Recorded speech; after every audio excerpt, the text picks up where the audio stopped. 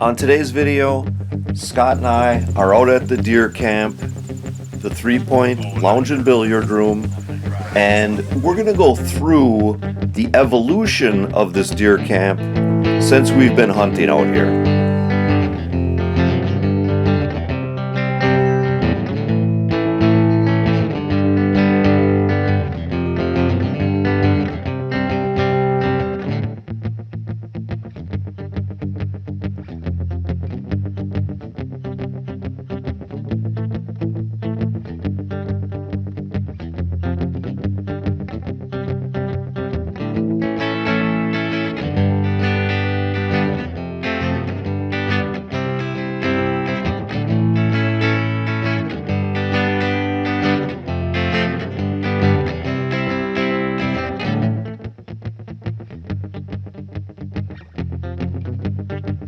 I thought we could just kind of do a little camp history talk.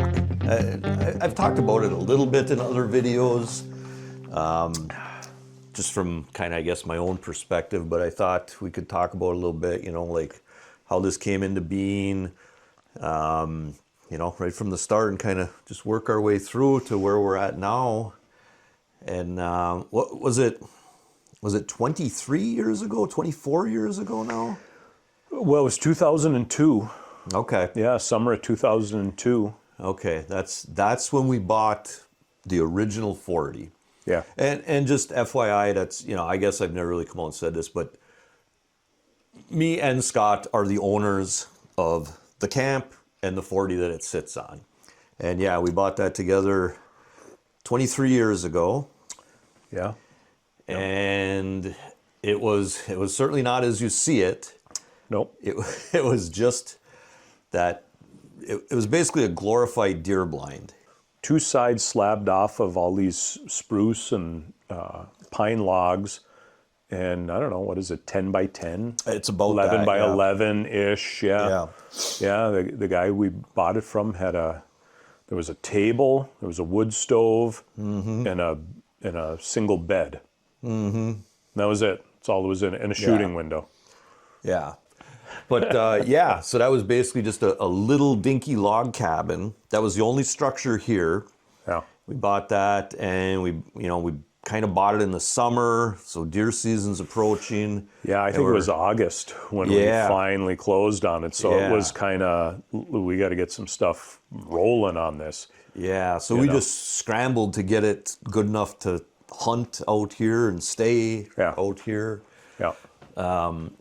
So what we did, the peak of the roof, and I'll incorporate pictures so you can see this stuff, but the peak of the roof was pretty steep. There was enough room to kind of add bunks up like almost like a cathedral loft or something, you know. Just enough room for 2 bunks, kind of a sleeping loft arrangement. And we had that ladder that we would pull down, and we'd crawl up in there to sleep. Yeah. So then we had the whole 10 by 10 area just to chill and eat. We had a couch and one chair, wasn't it? It was half of a sectional pull-out couch that we got from Koski when he was building his house. Yeah. There was that, and then there was originally it was just like a big bag chair. Right, yeah. And then we ended up getting that chair, that yellow chair that was kind of a rocker rotator thing. I don't even know where we got that, from Vinnie's or from someplace, but that got put in. And then just a couple of, like a base cabinet and an upper cabinet, so we could have like a little kitchen workbench area. There was no water or anything, a sink or nothing. Sink. You know? Yeah. I think I got some pictures of that cabinet. Yeah. So and then it was just we from Fleet Farm in Green Bay, we bought a little small propane stove that actually vented through a chimney, a double-walled chimney pipe out the side of the camp and up, and that's what we heated that thing with. Yeah, because a wood stove would have been too big. You know, that would have been too big. The space that a wood stove would have needed, and probably the heat it would have produced would have just been it would just never would have worked. Yeah, right. Yeah, so basically we had a little ice shack heater, really, Yeah. to heat that thing, and it worked fine. It worked great. Yeah, it took just a little bit to kind of get her warmed up. And even in the second iteration of the camp, it stayed for a long time, and it worked well for a long time. Yeah. Yeah. So we had that. We would pull, like when it was supper time, we would pull a card table out because there was no table. You didn't have just a table sitting there to eat at or anything. No, it was a long, skinny, like card table. Yeah. And there was one propane gas light up above us. Mm-hmm. And that was all it needed. It was just that one. We ran that in the stove to a 100-pound cylinder outside. And that lasted most of deer season. And we'd usually have to change it out at some point during deer season. Yeah. So that first year, it was just the two of us hunting. We stayed in that little 10 by 10 shack. I remember staying in that original shack for muzzle loading. Yeah. And it was like 20 below zero outside, and it was at the max limit because the door was not sealed really well. Yeah. It was just a homemade door, and you could kind of see through it a little bit. And it got pretty cold that first muzzle loading season we were out here. Yeah, I remember that door was kind of iffy. Yeah. And then because we were scrambling, we had to build an outhouse that first summer real quick. Yeah. So we got an outhouse built, got that installed, and ready we built to go. that at my house on a trailer, and then we trailered it out here. Yep. And then we dug that hole, and then me and you and Darren set that up. And it's still the same outhouse we use to this day. We haven't had to dig it out or fill it in or move it. It's still, and it's held up great. Yeah. Yeah. So we're scrambling just to make it like kind of livable for a few days at a time out here. So we did very little scouting for deer. So what we had was we had one bait pile out the back of the camp. So one guy hunted from the camp. Yep. And remember, I had that terrible homemade tree stand, that ladder stand that I welded up. Hunted out of that. We had that kind of across the swamp, and then that was the second blind, and we would switch back and forth day to day. Mm-hmm. You'd go to the tree stand one day, and then I'd go to it the next day, and So and that was just a quick. Let's just get something someplace. It's just what it had to be for that year, right? Yeah. Yep. And and then that first year we talked about it. We're like, well, we want to come up with a name for the camp. We'll kind of see what happens this first year. Something will probably happen. We'll come up with a name. And I shot that 3-pointer. We just decided whatever first buck we shot, that got shot, as we'd call it that. Yeah, so that's where the name 3-pointer came from. And we shot a number of 3-pointers then after that for a while. It seemed like they were all 3-pointers for a while. Yeah, it's too bad we didn't get a 10-pointer that first one. That would have been great. Maybe we would have got more 10-pointers. Yeah. There was a lot of smaller bucks running around. I remember too, in that original camp, there was a porch that came off of it, and it was maybe only about 4 feet wide, but it had these posts on it, so it was like a little bit of a covered porch. And because we had such little space, we had some rough cut cedar that I had gotten from when my uncle tore his boathouse down on Pike Lake. We brought that out, and then we put some cross pieces, and then we ran that around and just had enclosed cold but out of the snow and rain storage space. And that's where the coolers went, and like our hunting gear got hung up in there, stuff like that. Basically anything that didn't have to come in stayed out there. Yeah, it really did. Yeah, exactly. We didn't have much room. Yeah. And then even along with that, a couple years prior to that, we had pooled our money together and built a permanent ice shack. That's right. And then we were like, well, we got that permanent ice shack. We could use a shed at the camp. So we brought that ice shack out here and used that as storage. We used that as storage. We had that right outside the door. And we used that as storage while we built that storage shed over there. That was the first thing we built after the outhouse. Yeah. Was we built that shed because we did need places to put bait and Oh, yeah. whatever else, Yeah, just anything. backpacks and, sorted stuff. Yeah. So yeah, we built that, and that kind of got scrambled together, and it's a little, but it's held up beautifully Yeah, for it's worked out 23 great. years, and it's still in good shape. Yeah. So that was kind of that first year / into the next year, and that next summer we were like, wow, I don't think we can stare at each other in a 10 by 10 shack again. We got to do something. So The thing I remember about the original one too that kind of prompted this is there was no means to cook anything. We had no stove, we had no running water, Yeah. We had that little propane stove right in between the two of us.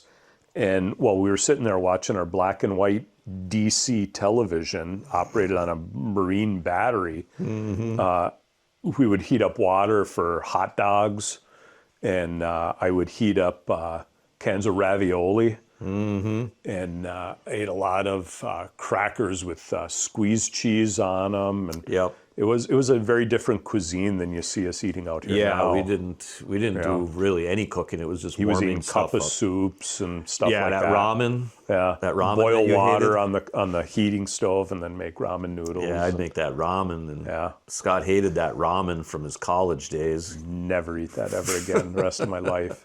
Yeah, So yeah, that was just warming stuff up that first year. yeah.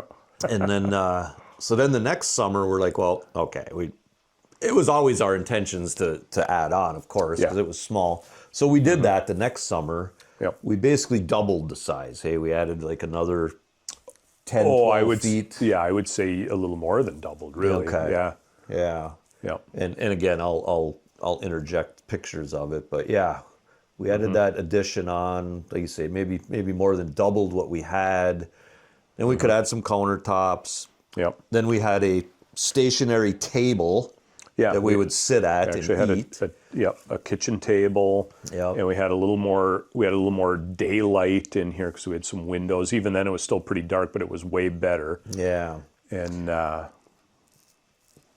Yeah, that's the thing. When we first bought the original one, we did put a few windows in it because I think it was just the one. yeah, there was little just window. that one single window. That Yeah, was it. so we added a few windows. But yeah, so then we added that addition, and then we added another section of overhead sleeping to that. Yeah, the So breech that- loader. Yeah, so that could sleep like another 2 people. So we had like 4 places, four people could sleep overhead. Yeah.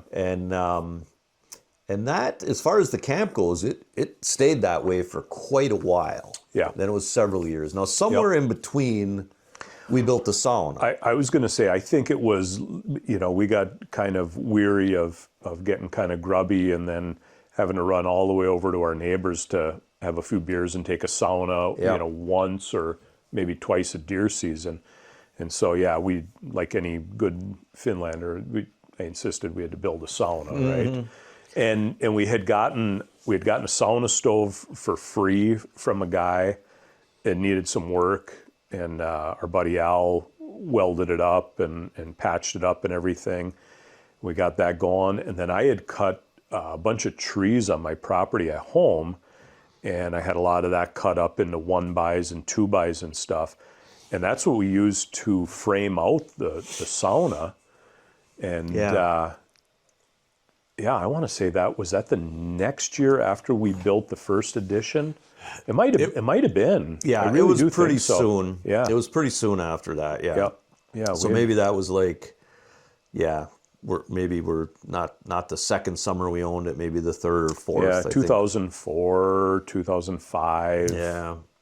Something like that. Best thing we ever did. I mean, Oh that yeah, was- and that was again, great. that's been a fantastic build. It's the one that's out there now. It's held up great, and like you said, we built it kind of on the cheap, Yeah.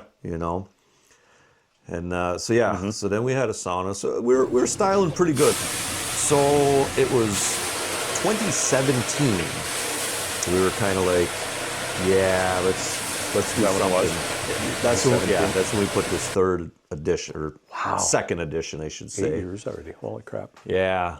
So we had.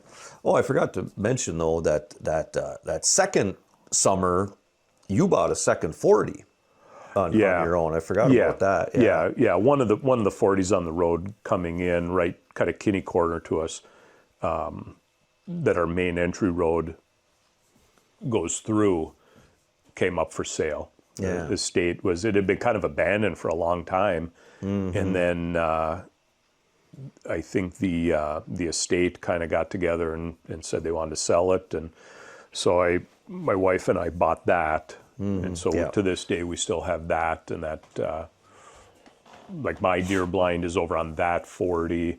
And, you know, sometimes we get a pretty good amount of firewood from over there. Oh, yeah. And, well, you had it cut. So there was a bunch of tops that we used, utilized. Yep. Yeah, I had that cut, select cut, almost right away after I bought it. Yeah. And that alleviate some of the cost. Yeah, kind of offset the good amount of that cost. And then that 2017 year, hey, is when we got a hold of Vessel. Yeah, it was. And I think we the had year before the 40 that we owned jointly. We had that cut. Yeah. The year before, and that was the deal. It's like, let's have it cut. We'll take those monies and build this nice addition that we built this in 2017. Yep. It's been really nice since we did that. Yeah. Of course, we had to upgrade. We had to go to the wood stove then, because now we had a lot more to heat. So we had to go with a wood stove. Fabulous.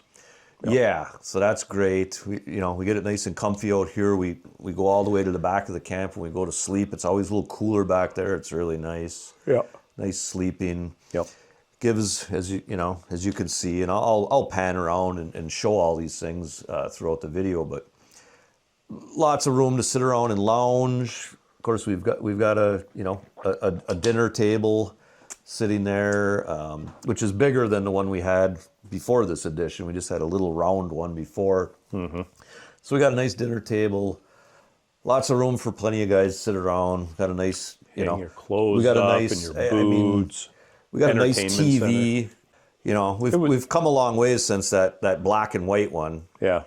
And do you remember the TV that my mother and my stepfather bought me out of not a Harbor Freight catalog, but one of those junk catalogs that you get in the mail. That sells everything. Everything. Heartland. It was out of Heartland, and it was a color 13-inch DC TV, and it had a DVD player right in with it. Yeah. And we were really styling then, because now we were operating on color. Color. Yeah. Got to watch DVDs. Remember the black and white TV? We would bring the battery right into the camp. Yeah. Which we probably shouldn't have done that, because it was an old lead acid battery. We probably shouldn't even have had that inside with us. But we'd bring it right in. We'd hook it up to that. So we got this little 12-inch black and white TV. And remember how we knew the battery was getting low? It first of all, a black and white DC TV goes a long time on a 2002, 2003 lead acid marine battery. But yeah, when it starts dying, it doesn't just quit. Yeah, it would just like, the screen would slowly close in and get smaller and smaller. We'd be getting hopefully we can finish this show. Yeah. Hopefully, we barely get any channels out here, so it'd be like, I'd really like to see the end of Austin City Limits. I got to get really close to the TV to see it now. Yeah. Yeah. And it's not like it happened in a matter of just a minute. It was just, it was 5 minutes, and it was just slowly. Yeah, it was slow enough where sometimes you wouldn't even notice. Yeah. You'd kind of look away and then look back, and it'd be like, oh, I think the battery's going down. Yeah. So that was kind of weird, And I think that TV came from Vinny's or something, eh? Yeah, something like that. Yeah. Yeah, that was a Gary special. He finds all that kind of stuff. We got this nice addition, and we no longer sit up in a crummy homemade welded ladder stand. We all got pretty nice box blinds, which is nice. As I've gotten older, I really do appreciate those. I don't like being cold anymore. No, I don't like being cold. I remember sitting out rifle season in tree stands before, sitting there, and maybe there'd be some does in the bait pile, and you're trying to be nice and still. You got the rifle across your lap, and snow is just building up on your shoulders. You don't even want to wipe it off because there's deer around. You don't want them to see you. And yeah, I don't miss those days too much. I will say the original camp was not all that secure in that we had a lot of mice that would breach to a point where there'd be times where the lights had to come on shortly after we went to bed, and we had to address mouse situations. Oh, I remember us coming out for the night, setting some snap traps up on the ledge of the logs. Yeah. And like half an hour, snap, they'd go off like right when we're sitting there. Yeah. Okay, guys, as you can see, we've done a lot of improvements to the camp over the years. We started off with just a tiny camp with propane gas lights and an old 12-inch black and white DC TV. Since then, we have added an outhouse, sheds. We've added to the size of the camp. We built a separate sauna building, and we have also wired the camp for electricity. Early on, we would lug out those big, heavy lead-acid batteries and hook them up to an inverter to power up the camp. And we'd usually wind up with maybe 2 days of power. The batteries would go dead, and then we would have to run our gas generator to have power in the camp. So every time we went to the camp for more than a day, we were bringing out all those heavy lead-acid batteries, a gas generator, and several gallons of gas. Well, we have since upgraded to these Power Queen lithium batteries, and I really wish we had done it much sooner. First of all, no more straining my back getting those heavy lead acid batteries in and out of the truck just to get them out to the camp. These Power Queen lithium batteries weigh less than half of the equivalent lead acid battery. Okay, so the same amount of power, but less than half the weight. Now, my Power Queen batteries run double duty for me. I use them to power up the deer camp, and I also use them to power up the electric motors on my boats. I run 2 of these Power Queen lithiums in the front battery compartment of this boat, and that allows me to troll all day with the electric motor. And when I'm lifting this boat on and off the trailer hitch, it's about 70 pounds lighter, so that's a win-win. And I probably know what you're thinking at this point, because I used to think the same thing.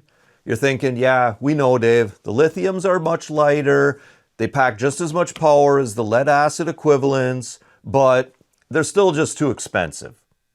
Well, if you use lead acid batteries for your electric trolling motors or for off-grid power, the truth is you will save money by switching to these Power Queen lithiums. Okay, first, these Power Queen batteries are warranted for 5 years. That's right, 5 years. If you are charging and discharging your lead acid batteries on any kind of a regular basis, when was the last time you got 5 years out of them? I'll be honest with you guys. When I was running lead acids to power up the electric motors in my boat and also to power up my camp, I would get 2 years out of them.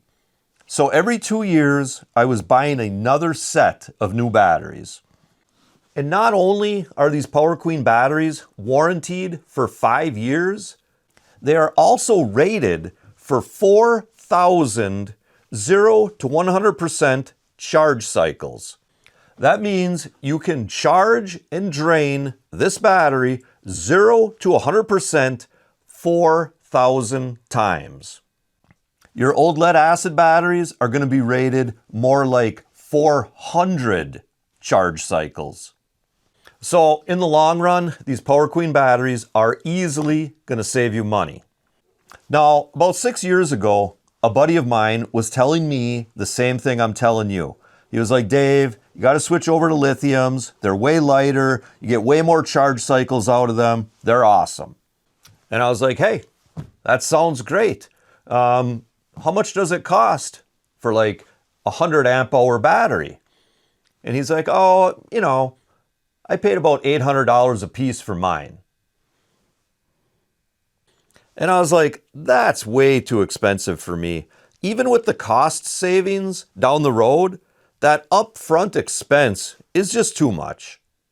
Well, these Power Queen deep cycle lithiums are very competitively priced when compared to their lead acid equivalent. Like this lead acid that I can barely lift that I bought a few years ago, I know I paid over $130 for this battery. Well, this Power Queen equivalent weighs less than half the lead acid.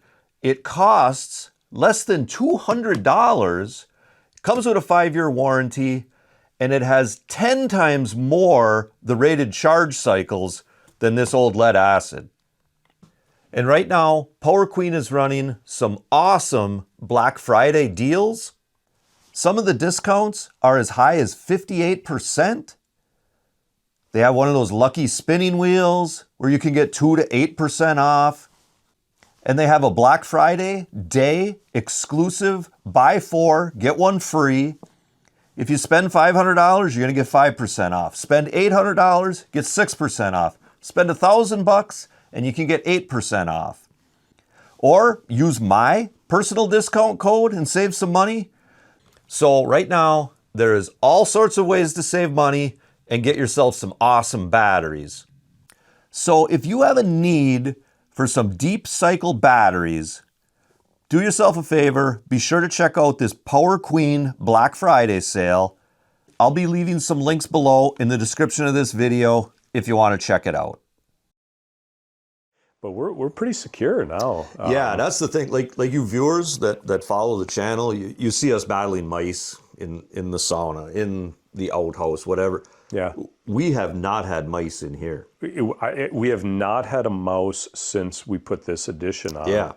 Yep. And that's been, you said 2017? 2017, so, yeah. Yeah, so 8 years. Yeah, so that's worked out real good because, you know, any of you guys that have stayed at camps or even maybe your house, you know, if you got mice, they start scratching and making noise. And they sound like they're an inch away from you no matter where they are. And they sound like they're about this big. Yeah. I hate that. Like that little kangaroo on Looney Tunes when Sylvester thought he was going in after that little mouse and it turned out to be that little baby kangaroo. Yeah. That's what it sounds like. So it is just so much more peaceful not to be dealing with mice scratching around by your head. Mm-hmm.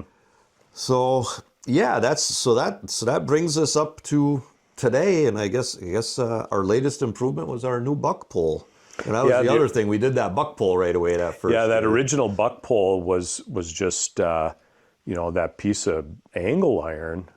And originally, we just affixed it with wire rope. Yeah, and tightened it down, and then everything kind of grew, and then we chained it, ran some chains, and when we did it, we kind of ran them through loosely, and it kind of hung down and then kind of cammed in place, and now they're just tight as can be, and tomorrow they're going to have to be, the chains are going to have to be cut off, and we get the new buck pole put up. But that's another one that served us for 23 years. Yeah. Plenty of bucks getting hung up on there over the years. Yep. Yeah. We don't shoot a bunch of big bucks out here, but there's always enough bucks to keep us interested and have a little fun with it. We like venison. Right. Yeah. Yeah. We both love to eat venison. We're both into the, you know, cutting our own deer up. My dad helps me. My dad helps Scott with his usually too. Just kind of that's kind of a fun part of deer season, I think, for both of us. Something everybody kind of looks forward to. Yeah. Yep. Making sausage and stuff. So yeah, we like to get a few deer. And you know, one interesting thing too that I wanted to mention about this particular location, we're kind of in the snow belt of the UP. Yeah. And there's been 2 full seasons since we've owned this out here. We didn't come out here at all because there was so much snow. Yeah. Driving in, you guys that follow the channel have seen, I show some of the drive in here occasionally in videos. It's not that great. The road is not that great. There's a few kind of rough spots where, you know, you get 18, 20 inches of snow.